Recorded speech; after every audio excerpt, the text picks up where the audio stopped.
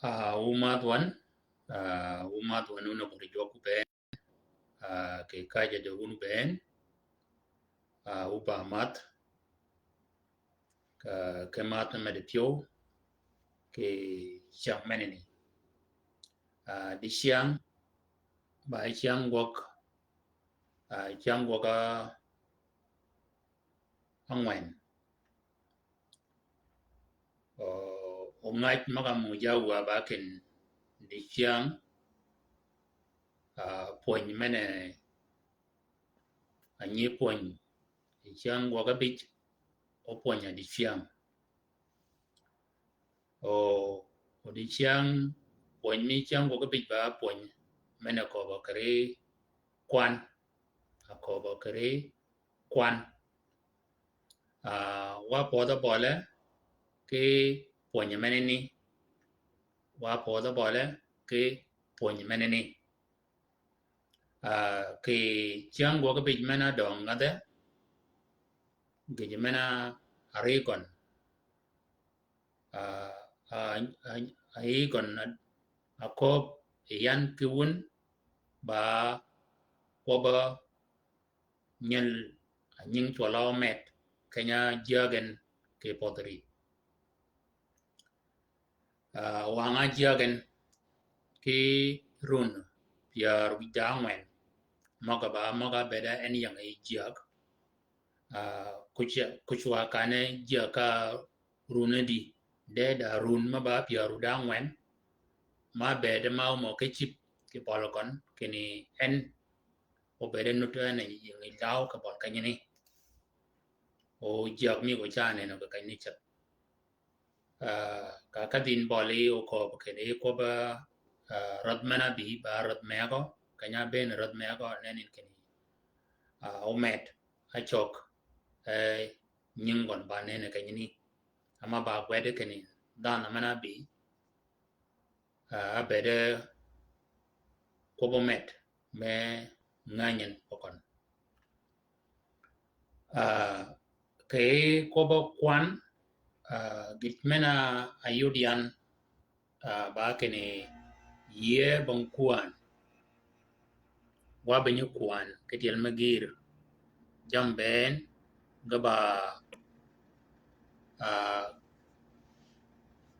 gaba gai kwan ba gai ki ye de bol kanyine bi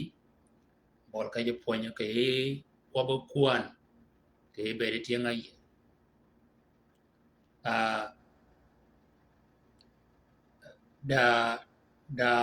da pie ma pie je yin ke jam mana pot keni jama ko be jok keni go yin kwan jam magani genganyo yin o jam maga ko be jok keni giugogen keri kwanagen nganyi yin kapa yodi jam magani gijimena kwan jam maga chibi jok keni gogen keri agi gogen ji maga kiel bede jam magani age nganyi yin owe yin uyi gogo ke ege nganyi wo oyin uyu kwaje tiyo ke ege nganyi wo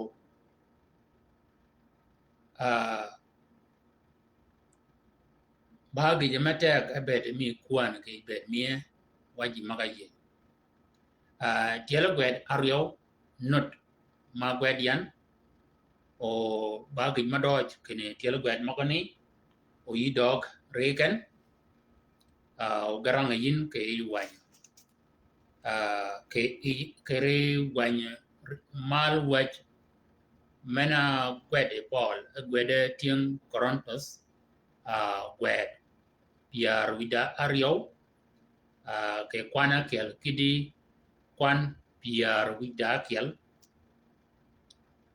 okobo ke kanyini kere jam maga amuj we kwero a megen ji ji anen ke jam we kwero ji nengo we kwero ke guog maban kwana guog makani maga amujo we kwero ka kwana gen ba kwan chagwa gen ke kwana keni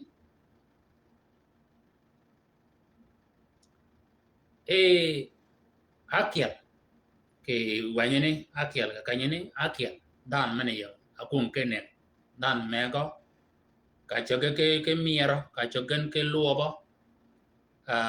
dan mane akun ke kuobo ka kanyene ke ke kwan abidab ba dan manen ke kopel wich en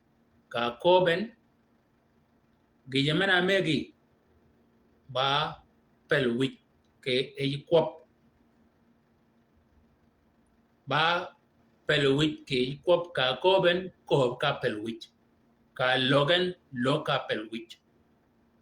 dana menene nyu gigon mena megi ba pelwich ke kwop ke ka koben pelwich enenen kiye menene ba dana kia riau ji ba dana manen ke kwop ngany wow dagi maban ke re kwaba ngany wow ke kwaba pelwich anyi kwaba ke mena nget wijigon pel log mena logan a loga pelwich dan mena kiel ba kwap anen ke kwaba ngany wow kwan wa ko ba kwana a jerio au ko ba awan kai ni ke wedeni kwana bidap meneni dagiji ba dan mena neng ke ye dagiji dan meneni gina megi ba ye da ye kere maga ko be jok kene go chuk ye da ye kere maga tong jok kene go chuk anan men ba dagiji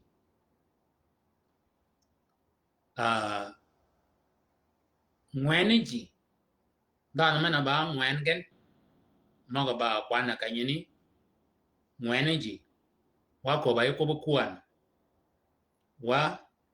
nyap men poñ men min dok chol ke kanyini ko bu kwan wa dwa le kwan ji maga nengo ke guog ke reji keng ngweni ji ba keni iyo nengo ke luonga may yel gon ji maga de jama aram kirigan men badan mena ba ngweni ji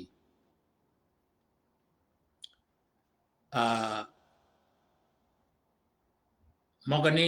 ke kwan abi ngwen da jir yo kanyini ore kwan abi dak da jir yo kanyini kakadin kere kwan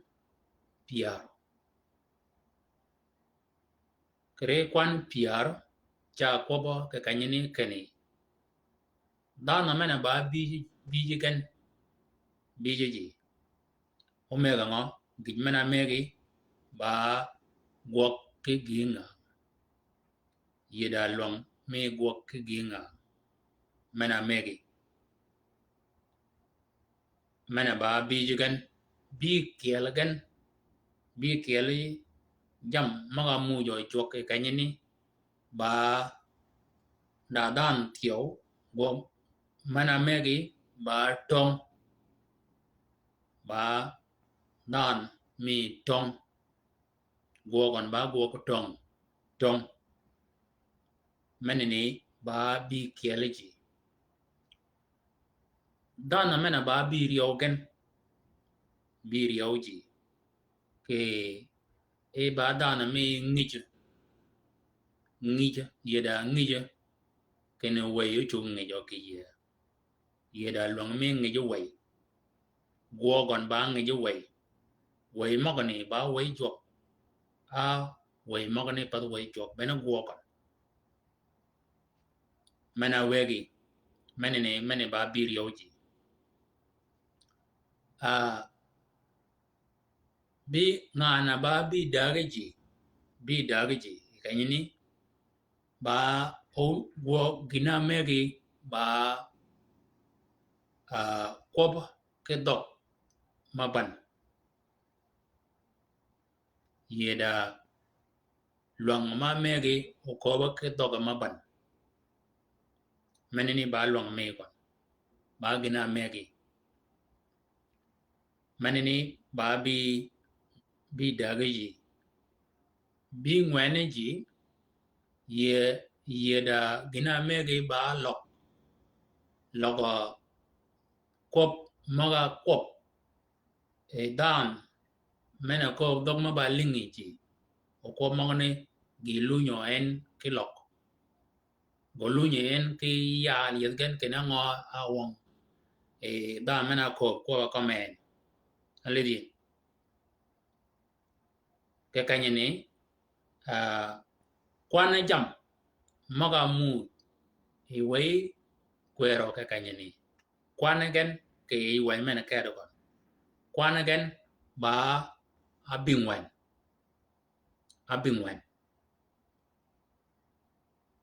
jam mogane ke ben ba kene ke go ba jam mamu ma go ke re ken dadan ma me pelwich mi kwop ba dana kiel da mene yang malgen ke pe ba gwedo ke gwenye gach kene pelwich ene yang mal kologo lidin ke re kuan mene ni ben kon kologo guog mok go ben ke re ken gena abingwen ken jok ji mok gena abingwen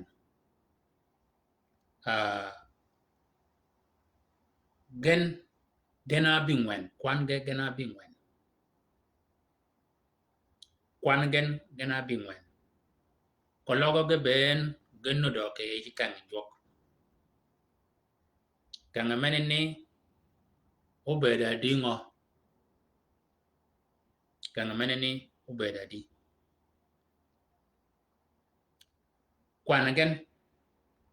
kwan ji mogo ko moka nyini mogo nut kere ken aneng wei kwero ke guo ko maban kwan gena bingwen kologo kwan gena bingwen ben kwan ji mogo ni gena bingwen genu de go kere ken kwan gena bingwen ayola dadan me yeda pelwich mi kwop dadan gina megi ba ngany wo dagaji yeda ye kene gina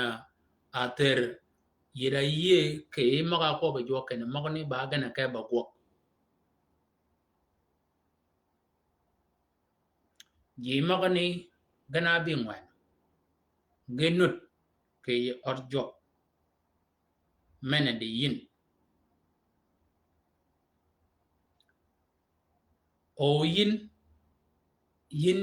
iya kanyingo ke kale ji mok gana bingwan ke re kan jok ke pa kene kologo da dam menu bi o we maga yang rekon kuch amen ngo onge ju we ni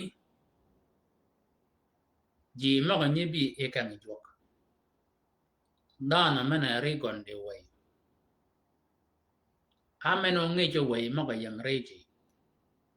da ji ma gok me kan mena me ge jok ba gok ngich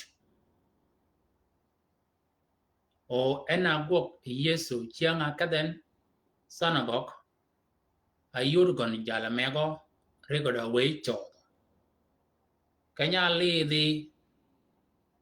ali di yesu e we ni kere jala ni we ni go gedingo yesu we maga yangi jala ni genu luango e bed e ka kiel ke yesu ke kanyini we ngijo kologo genu dugo go dana menen ai go ka we ngijo bedogon enno do kere kan jo bedogon enno do kere kan jo go gadingo en ongich ke we magonot a we ngo ka ko be kene we nyingen yed maga ege go we magani ba yed mangen kologo we menni goga orok mana ego go we ni e kanam e kanyini yen kologo ba orok mana jagaji kere kan amen onge jorongani keni da we ma go ke kan da we menun ma quality da we menu do kereji we ni go yugo gen amen onge ji yugo go we ni ba dana mi ngich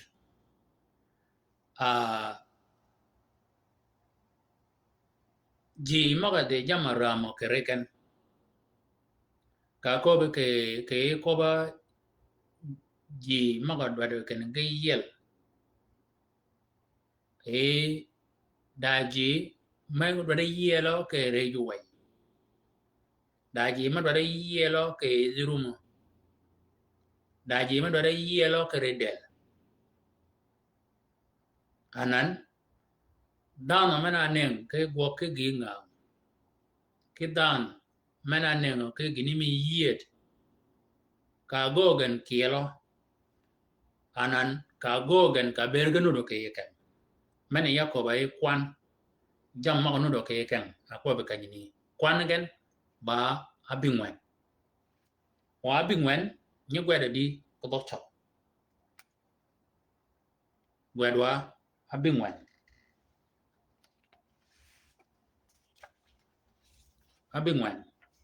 gwede bingwen ida meno do yan gwede bingwen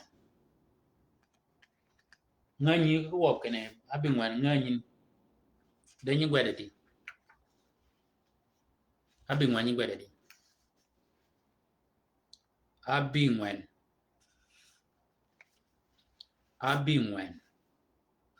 ni gwede di gwede bingwen maba kwano abi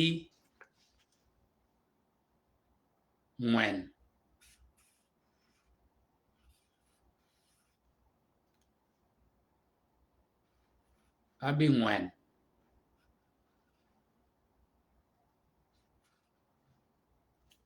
abingwen ram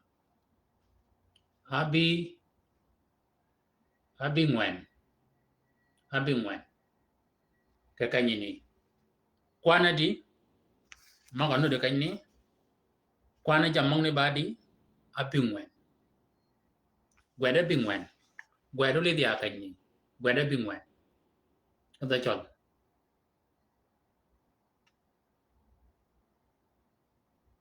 ngwen na tumka na abingwen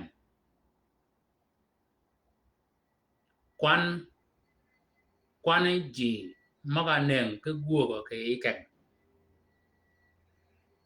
kwanagen ba abingwen dam akiel kwaba gina megi ba kwop pelwit da dan ma ba giet ke giet menyingen chola pelwit rioji dan ma ba giet gon ba kwaba ngany wow da gije maban ke kam kwaba ngany wow ke kwop pelwit kologa yikada yi akim yeda ngany wow kere jam maga ponyi kini kologa da dam me bi me wijugon urama bango anut akan kiram wit menene kologa dan menene oko kan barij gon ram da ngany wow anan kanyo ko ben oko ba kadan menene kere ngany wow kanyo muj go yat yo umujen kere ngany wow ka ume kilingo ke dan menene ba da ko ba ngany wow yo tio mano ko ben ke dan menene de genera makara ena dwada ngo adwada pelwit ke pa dan menene yie ke gina ko ben ena kal ko pelwit kanini jama abingwen jama abingwen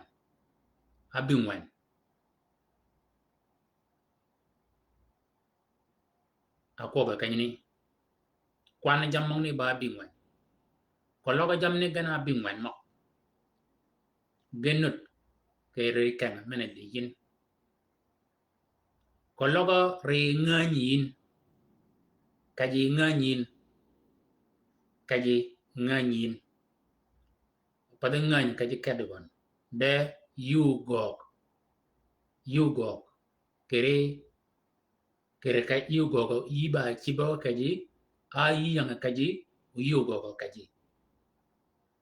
bango go kanyini chanen edoy we wakat wa mena ba wanya kiel mena kanwa ke kwan kanyini kwan wakai wany Matthew gwet pierario bigda big pierario da big wo chaga ke rang ke rich kwan piara da bigda kiel kidi piara ada bigda bi abikiel ji magano do ke kanyini dana mana yang mal kere guok ji mache guok dana menene hanengare guogon ji magare ke de kach gi aneng yen ke gicham mana yang mal akiel ji akut ge nenga ji magare de kach ke ginicham o rewa kut rewa kut ke pege ba yai kanya ko bagan kenege kanyo benen e ji opangana kadario o mago chibuching kiejigon mago chibuching chamagon danan wacha kuan mena nut akwanwa ba kuda di ayang wiching kiejigon ba guo ga gogagan ge kono guo maken daji maneng ji ma bed eriga da kachke ke cham bena guo ma gogen riogen daji maneng ji mai riga de rodo ke pi ma madagen men ba akut men ago ke ko ke cham men ba akut keno ogenya gen ke kach akut men akiel ba akut ma go kene genya kango genya ka rot akut mana ba dagen ba kut mana anyu go ke ko ba ji ma ga je ka je budu gen go gen genya ka ko ba kene genya ka ji genya ka genya ka ji gi mana nyim anyu we ji ga je gen ka je ngo ka je budu gen man ba kuda da akud mana ba ngwana gen akud mana ne go ga ko ba ngo go gen go ga kuna ni genya ka ko ba gut ji ma ga re ga ba ngo gut ji ni gi aru gen genya ka ko ba kene ji ko chap no mana ba kut ngwana kut bi ja kut genya ka ramadel gogen genya ka ramadel bi kela kut genya ka jam maga nyam maga ji gecha ji maga yang yede toch ji maga ba ma gego ke bergen keno ji maga ni gi gonyigen aje di kanyini kwan ji magni badi maga akomge beno giet kwan akud magni ga ba bich kwan akud magni ga ba bich abich gwedwa abich gweda bich abich gweda bich abich ni gweda di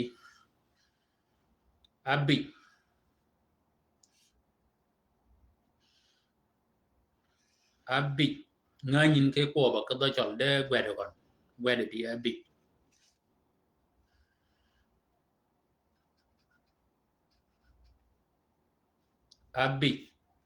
gwed ping gwede ka oledian orang yana gwed magani agwedin abich gwedin erelebe kanyini abich kedo chol abich wo abich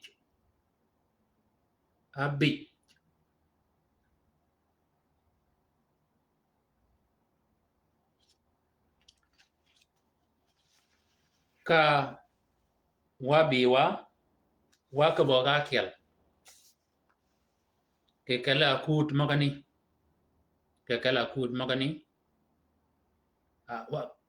akel kan jena ke mana malatin ya kuna ji maga ba bingwan ya kana ka kel ka nyini ke kanyini akel ka kel ka nyini we akel ni ko wa kere ko ba ramadan genya ka ramadan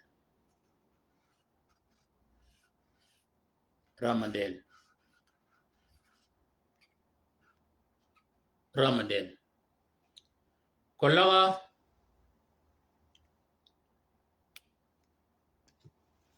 le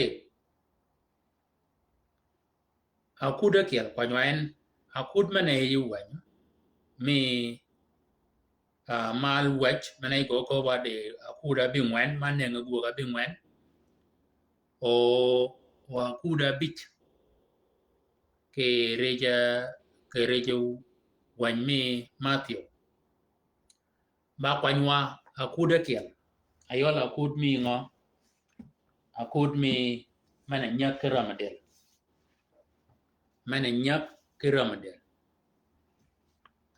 gwet piny ogo wacho go akuan akud mana nyak ramadel ke wani ganario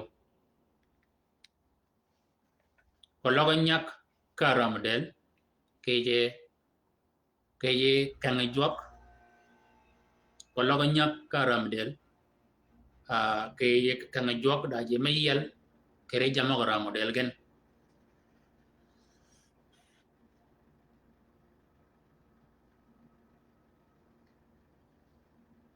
akut mene kedo kon olu o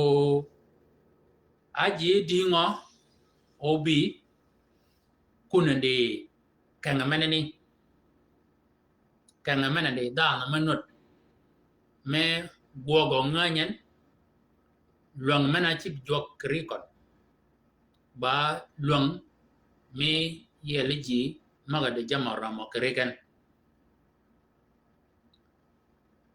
gijemi ramadel kedo kon ramadel nyaka ramadel aji dingo ayel yeso ke ramadel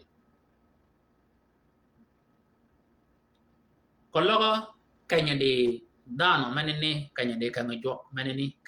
kanya de kanga jok menene menende dano menut me yeda gedo gon go yolo get mo yel dano ke rej ramadel aji dingo obi ke pod maban mekal ji ken mede jam maram ke delgen anan kologo ledin kene kanye kada ji pod maga ponyo ji maga nyugo ke ginga angoy nyikal gen ganye katka yada mal patan kologo akala wadagen mana de ramadel akiden orjok mana de dana mana ayede get me yeleji kere jamaram ke delgen anan aji dingo o kade pane de dana mana i gode luang doj mama Mary kwana ji mangai ba gwer ka to chol mangai kwana ji mangai gwer ka to chol gwen mong ne to chol kologa akut mana ba akut mana yang kan jok wa panyango wa panya akiel mana nut ke kere Matthew ono do ke ngo ke ja Korintos dana kiel mene kanyne mene yede luang me yel dana kere ramadel anan dana meno kat eka orjok mene de dana mene ni yet ayede luang me yet kologo yang apod mana kiel o ye mal ngin ye mal meno mujen anan ye malani o chugube ye malani pada ji me ye ya kewi de anan ama yiga da ye ango jali ye mal chiga nen ke ngin ngo ngin jer yo kologa jer yo ka dana mena del ram ke dana mena kali anan ngin ji aryo am meg tieng ye mal ka dagan o kanyo pegen kanya ba ka wel ko ba gach mejal samere ba kanya ker go dana mena ne gi kiden kaye wel anan kaye wel meno kaden e gnu che kat mena ba e kan jok men de dana mena aye de luang mena megi jok me yele ji kere jamara ma kere kan anan gacha lunyu mu yu ko kir me kanya pegen men ba riogen dagen ba gi sham mago chamgen kama gogan ke pa kan gawo ka nyini ogen ge lunyen mana ba dagen ba gi sham oge lunye ngwengen ge ka bu ke yey men o kalgen o ke ga kunini men ba ngwen ji maga anem kere dan men kal akide kan jok men de dan ko kunini me chingo ni yel ji jok maga de jamara makare kan aji di anengen yey mal men akalgen akide kunini riogen ba kanya pegen kaje wel dagen ba gi sham ngwengen ba yey go kadgen ega kada kunini ka wodo de kunini o ge wodi dan meneni ama dan meneni ba git mogon anan gi mena ramo kere dan meneni beda di genini cha nyaga kere kon ke pa kene bene gitu kon bene gitu na meneni ke kanyini awode ke meneni ko logo do amujo ke poch yo pojo kon jok ke meneni ama da chi ke tio ma ko kene yugo kata e kan jok ke chingi anan agoga ba ko logit mo ne go ko logo chi mo ne gi umi de tio ma go dingo ke kanyini ji abich kere wada mi gon ge akanyi gen anan ka duogen ge duok ba jiangwen kedi aldo kanyi jigen menen nyoda ken dana mena neng joke ge ngang keno go ge ngang gino go ke paj meneni ba ji moga gera ke kaja ba kaja nyipe ge wel kwangen rege cha medgen ji moga nyita do ke cham kajigen rege cha medgen ji moga nyikeu ke yad moga nyikir kwangen rege cha medgen kanya nyipe go yad mal tiyo kanyini cha go ge dingo kanyini cha team ke doj kenyingo kene da dan menu do ke paj menene medingo medi ji menyi bi yugon makal ka jama ban menene ba witung mi orjok kologa oyorin ke witung mi ji maga ba kim ma kene ya bed edelora adi anodo ke rekan jok menende yin yigan de nganyo wo amatini daji manen ke nganyo wo gitgen ba nganyo wo yiga da long mi turiji ke yeda mi tur mi yen maga nyimu bene long mi gan kwana jini gabadi rekan mena dijin anyi bedo pin yina o kwer mena pon amanan da koba get mamuj get mogani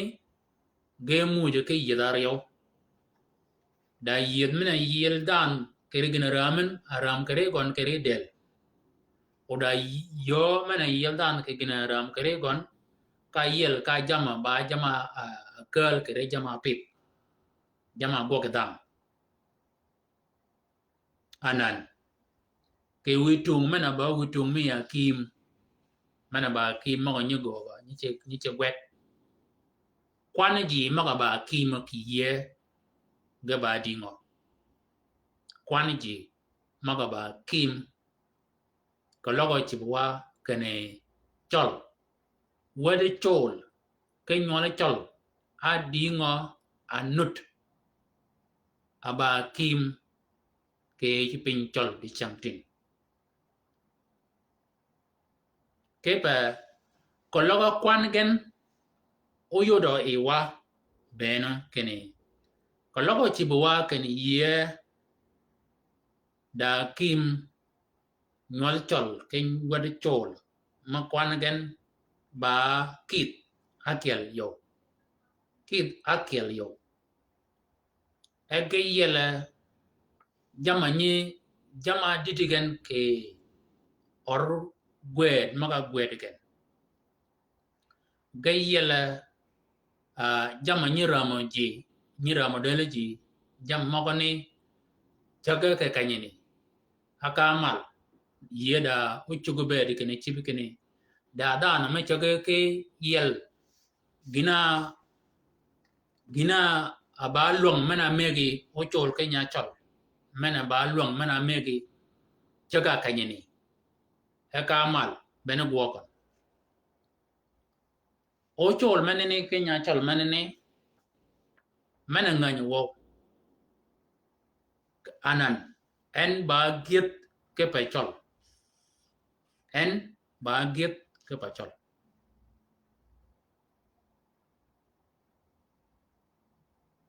da jama nyarang ya kimbe no kwan jam mokoni ge yodo wa chol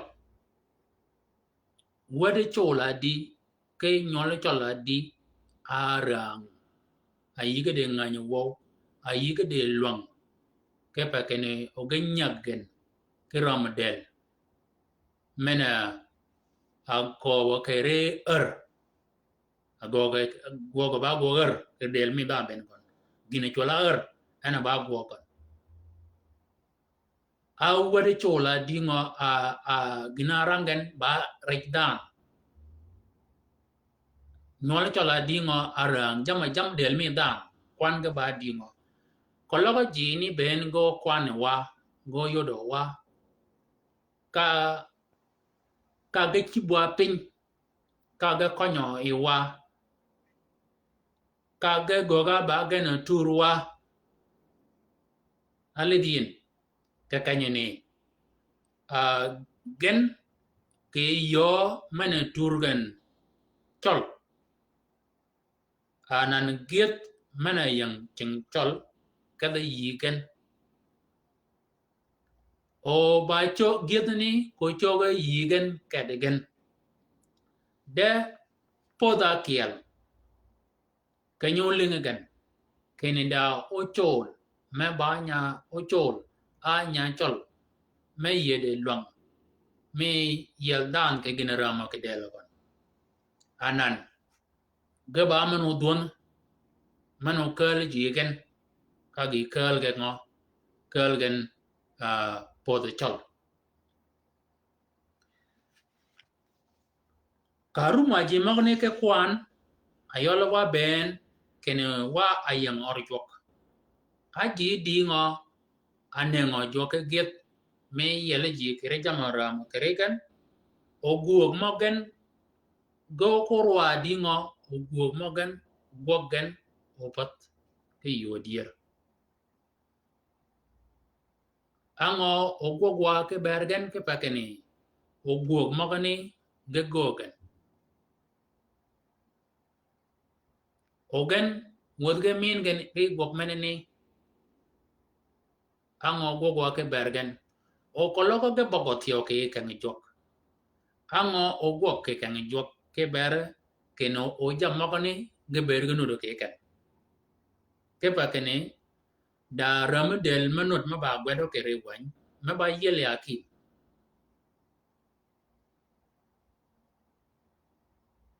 da ramadel ma yele akim damnut ma ba yele akim jama ba jama ayang eyeway ge yel ka way jama ba jama del ge yel ka jama del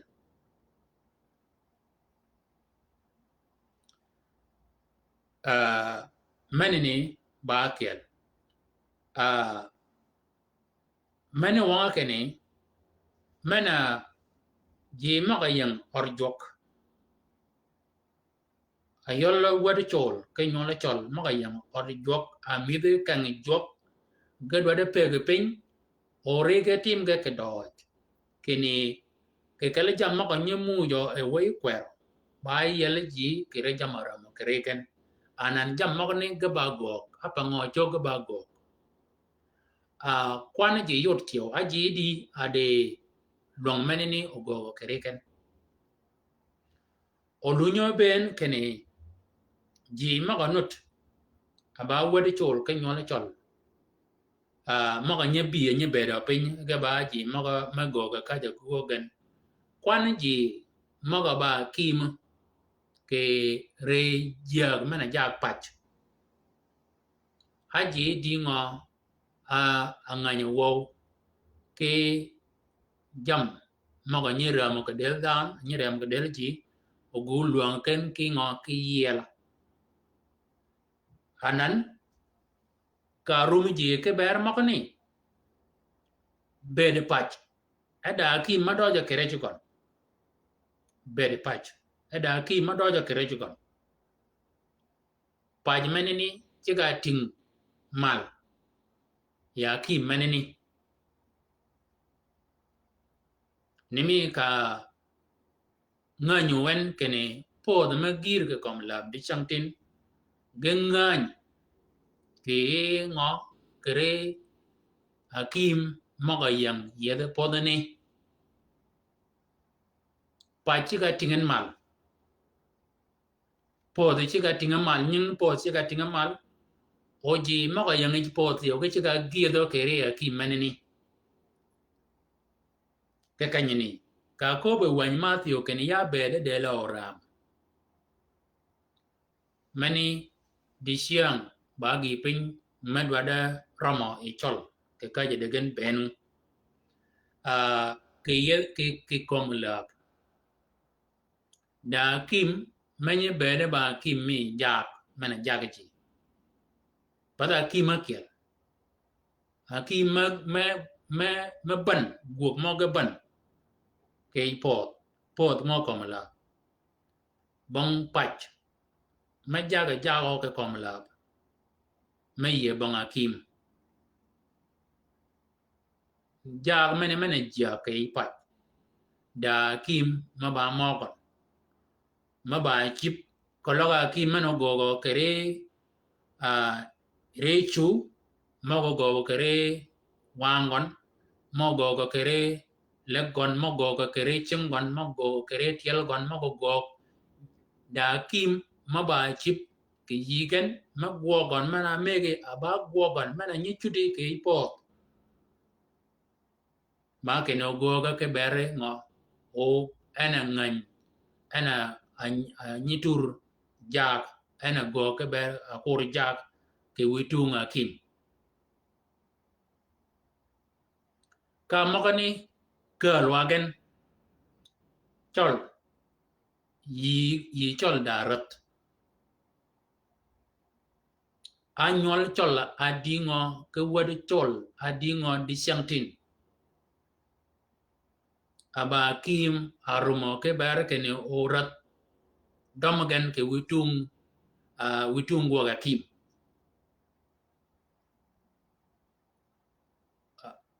ba gidma pergon tek shar ke pa ke ne kologa oledin ke kom lab jima ga ja aja ga po ge benyo wi o ga kada kan po da ma go o ga yele jamara ma del ga ke po da ma go de kim ba ya ga pa ni ngol po ni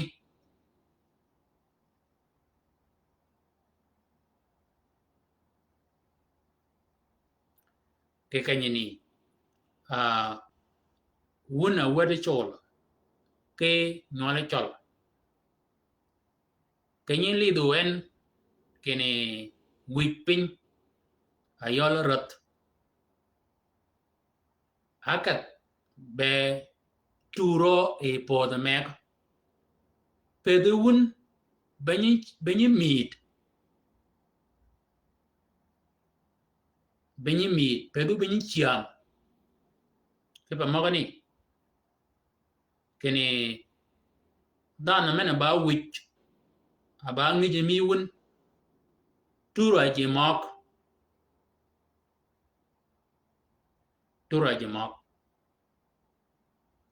ango ogwok e wuna kim ben nole chol ke wede chol ke bere rat kene rat o bede e tura wun a konyi ji maga ba o kwero tio ji maga pon ke pa jam maga ban maga yang del a ki mogen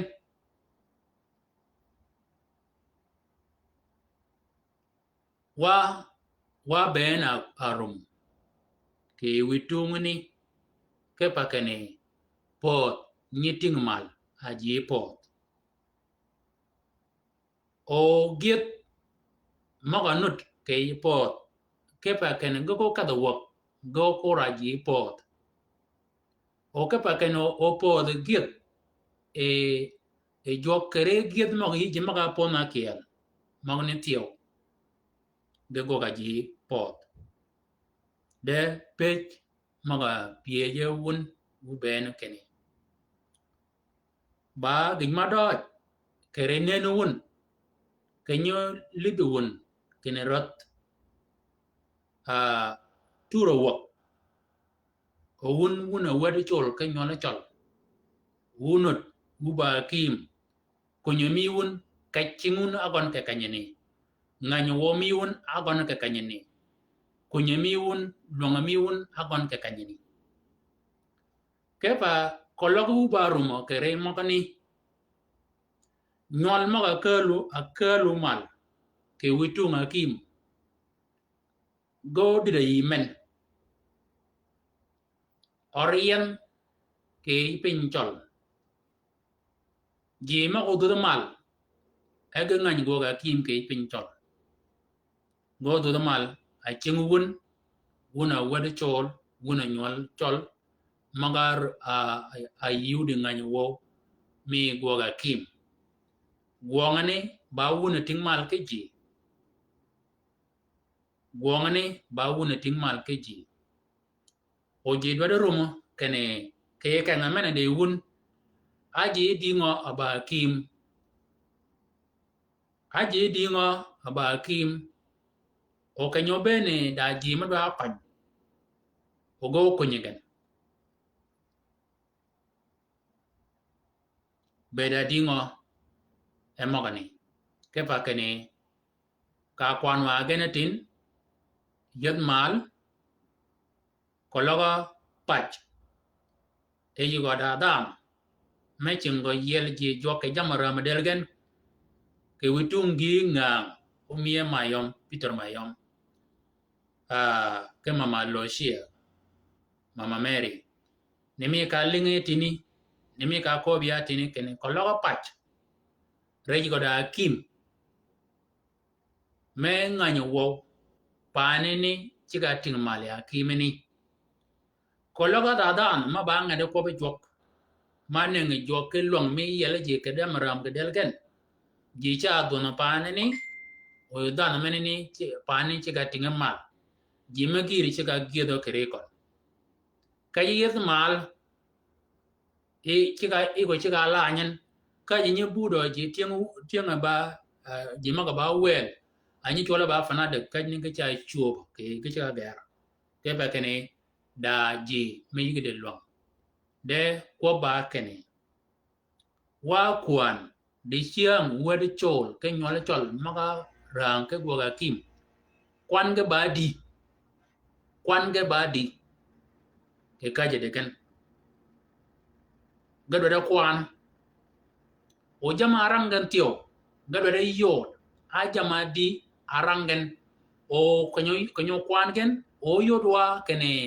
ajam mango anudo kirang anudo kujo bonga kim me goga witu ni ke kala chol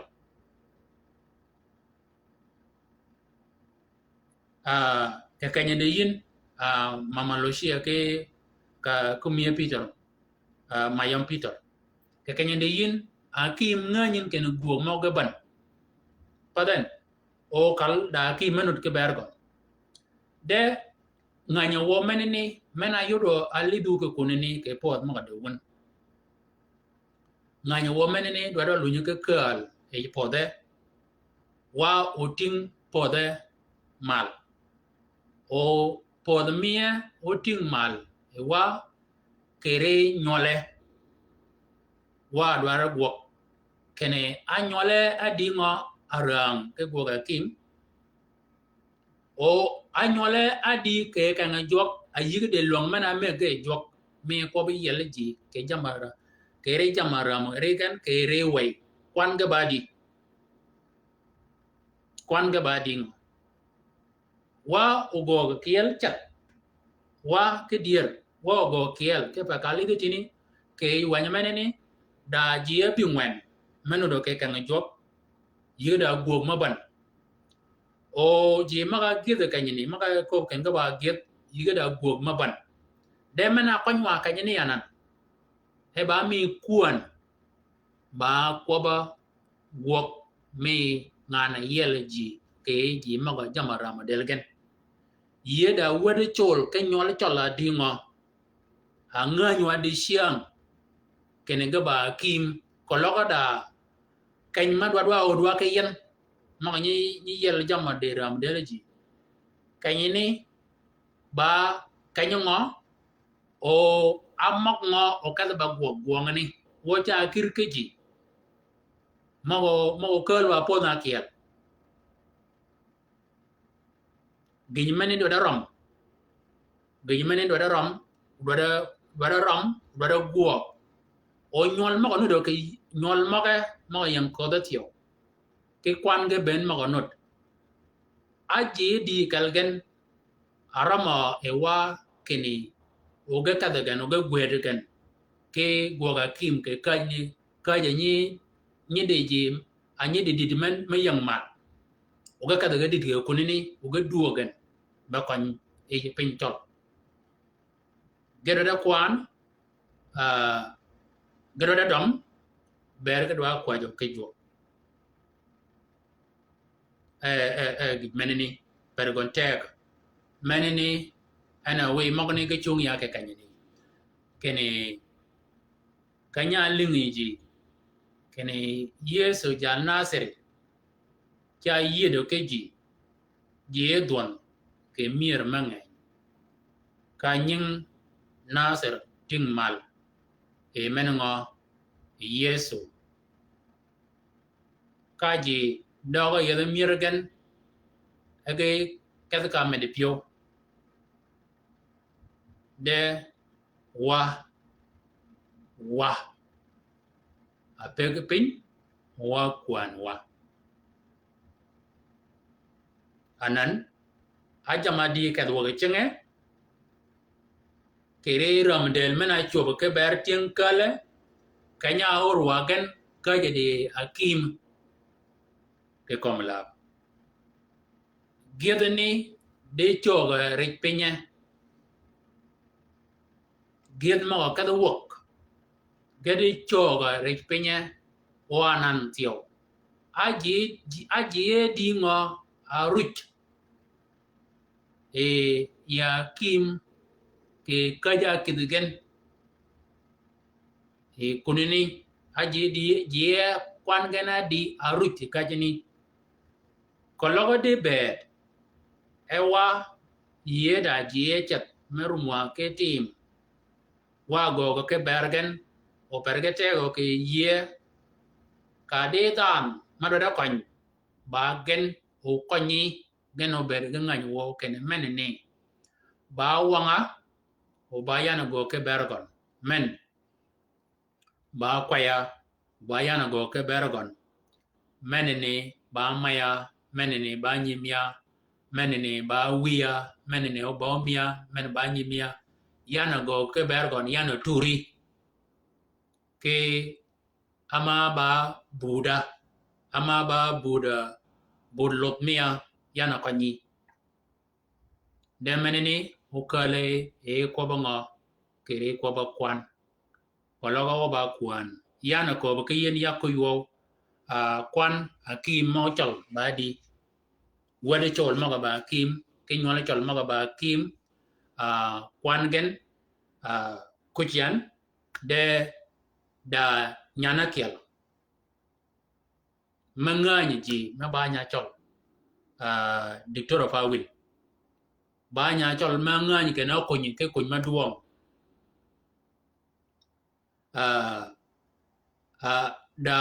da kim ma ba wade chol ma ba nyole chol manu do kom la go kuny de kunyi mi gen wogo ga di ke ber kunyi mi gen ke no kunyi mi gen duok e pin mene chola pin chol ogo kunyigen ke ji ma do tur ogo kunyigen ke ji ma do ponyo mano lunyi man do ke no geddi to ke kal malu ge ne gen ka konji akim o geddi ge chinga kim ma ni o dugo me o gano berak bagen o lunyi ke ka jeni ke kwanyo geno lunyi ke kun kwani ji ni ge ba dingo omia not ma ba kim nying chola abram ba kim ogo ke go go nyi ko ni ke yet ma ban o ko ni ke yet ma ban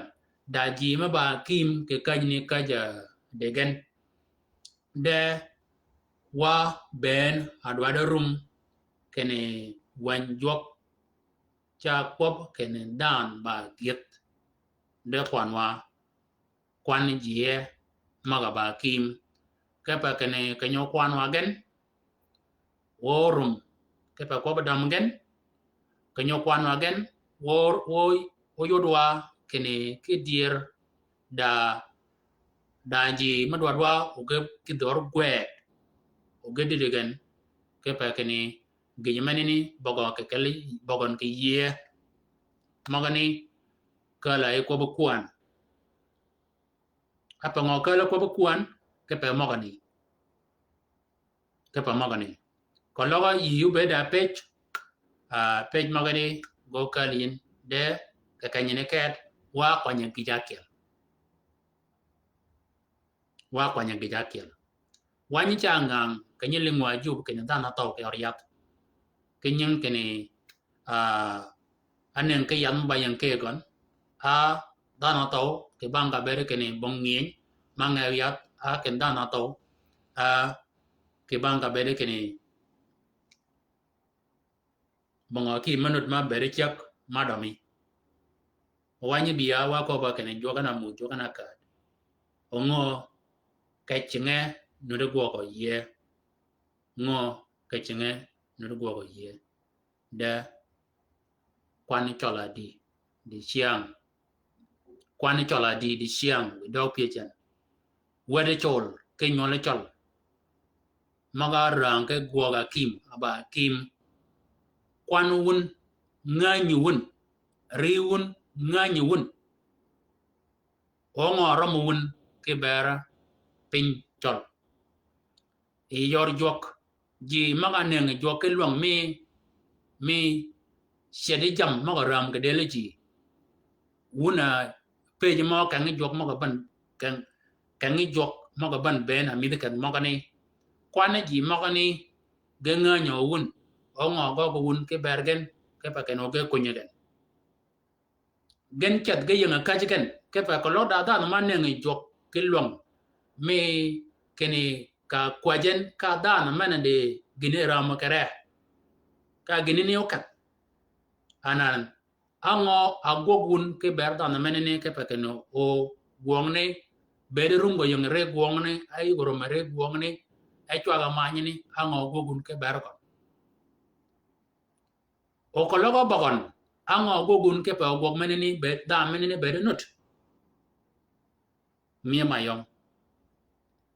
ango agok ke berke ni dana mena anyi yelji aneng joke muj anenga joke we anenga joke get mo yeleji kire jam mo ram kire ken ango gogwa ke beta na meneni keno gwo ko meneni podo balkon ko logo bakon ango gogwa mama Mary ango gogwa ke beta na meneni ke bakeni obed enut ke ba gide kel ke kel gid manut ke me ba ngi mo kan jok menenen kan jok menenen jam magana bi ngwen maga kwani atin ga ba ngi mo kan jok mo nen ango gogwa ke bergen kadi dan ki ye me de gid go no nen wani chung cha de ken we gid ni ga ka ga bolgen ango nyi gogwa ke berdan meneni nimi ka ko ba atin keni nimi ka ko bi atin kenen dana meneni mena ba dana mena ayire ke ji mo de jamara ma kere ken ki goje ki rikon ji ma ko don ke ka don gen kenyin ken ga bi dana meneni gobi ka yo mede toriet man anan get cha tong kunini go sham ji ma ni tad get cha tong yigen meni nyoda keni ji ma ka pur jama purgen ayire ke ji ma chiam ji ma ngawgen anan ngana go ke poda get ngana lunjam ne jamang kale poda ngawok aget ngana go ke wel get ngana keo ki ye aget wo go ga dingo ke bere keni o get kwanwa je kwanwa abingwen cabbage ke yuwan Matthew kabingwen ke yuwan me Corinthos kiel Corinthos gwat piodario kwana kiel git piorakiel gido barangen wochum kanyini wa wochum ke kanyini we madromi jok ke doja mi gon bedo ko won pedo medo keni mago nyi nyawon yiga kajigen ke yed pedun ama pedun ram go jok ba poda me meni ka ko kodogon de doj keni mogoni nyi kwaje wa wanyi nyi terwa jok o madromi gono gok Jacob mong ke tinga ko kedi kene kologo da genu da de ph da genu da de ko yu chugo ke gonya ka weno o magi lengyan do shar u ber ke mer u maro yuan